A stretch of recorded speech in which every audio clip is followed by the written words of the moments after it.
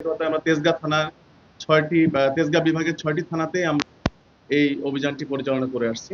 তো আমাদের তেজগাঁ থানার টিম গত ৯ তারিখ রাতে তারা বিশেষ অভিযানের প্রস্তুতিকালে গোপন সংবাদের ভিত্তিতে জানতে পারে যে মণিপুরি পাড়ার একটি জায়গায় রাত তখন ১:৩০ বাজে, যে মণিপুরি পাড়ার একটি জায়গায় এই এইরকম যে মানবদেহের কঙ্কাল যেটি অবৈধভাবে যেটি কবর থেকে উত্তোলন করা হয়েছে এবং সেটিকে প্রসেস করে বিক্রির চেষ্টা করা হচ্ছে মণিপুরি পাড়ার একটি জায়গায়।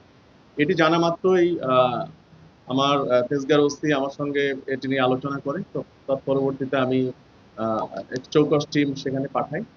পাঠানোর পরে সেখানে একজন ব্যক্তির সন্দেহজনক মুভমেন্ট আমাদের পরিলক্ষিত হয়। তারপর সেই ব্যক্তিকে যখন পুলিশ চ্যালেঞ্জ করার পরে দেখা যায় যে আসলেই তার কাছে আমরা একটি কঙ্কাল ফুল বডি পাই, একটি মানব কঙ্কালের ফুল বডি পাই। পরবর্তীতে তাকে আমরা জিজ্ঞাসাবাদ করি।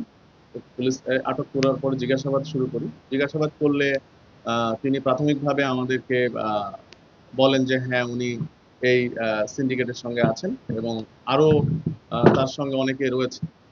তো তাৎক্ষণিক ওনার সঙ্গে আমরা কথাবার্তা বলার এক পর্যায়ে উনি বলেন যে আরো ২ জন এই আমাদের তেজগাঁ কলেজের সামনে অবস্থান করছে এই মানব কঙ্কাল সহ।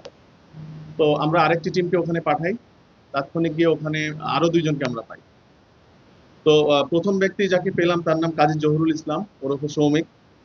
উনি একজন student, Sapora dental college and hospital সেখানকার স্টুডেন্ট।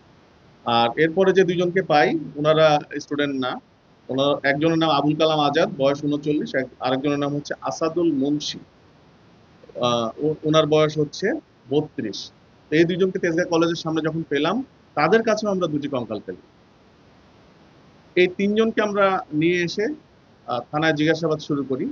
আমরা তখন বুঝলাম যে এটি একটি সংঘবদ্ধ চক্র এবং তারা হয়তো এটি দেশব্যাপী পরিচালনা করে আসছে। আমরা থানায় ব্যাপক জিজ্ঞাসাবাদ শুরু করার পরে এক পর্যায়ে তারা স্বীকার করলো যে তাদের এই ৩টি কঙ্কালের বাহিরেও আরো অনেক কঙ্কাল রয়েছে একটি জায়গায়। সেটি কোথায়? সেটি হচ্ছে উত্তরা পশ্চিম থানার তাদের যে ক্যাম্পাস, এই যে স্যাপোরা ডেন্টাল কলেজ অ্যান্ড হসপিটাল, এই ক্যাম্পাসের পাশে। তো আমরা তাৎক্ষণিক রাতেই টিম পাঠাই। পাঠানোর পরে সেখানে গিয়ে আমাদের টিম আগের ৩টির পরে আরো ৪৪টি বডি একটি রুমে পায়। তো ৪০২ নম্বর রুমে ছড়ানো ছিটানো অবস্থায় ওই জায়গায় একটি ইয়েতে পায়, বিভিন্ন ব্যাগ বস্তা ভর্তি করে কঙ্কালগুলো রাখা হয়েছে। তো সেখানে ৪৪টি পেলাম। আমরা টোটাল ৪৭টি কঙ্কাল আমরা তখন জব্দ করলাম। জব্দ করে আমরা তাদেরকে জিজ্ঞাসাবাদ করলাম। জিজ্ঞাসাবাদে তারা বললেন যে এদের যে মূল হোতা ফয়সাল, সে দীর্ঘদিন যাবত এই ব্যবসার সঙ্গে যুক্ত। তাদের অনলাইনে তারা এই বোন সেলিং একটি গ্রুপ আছে।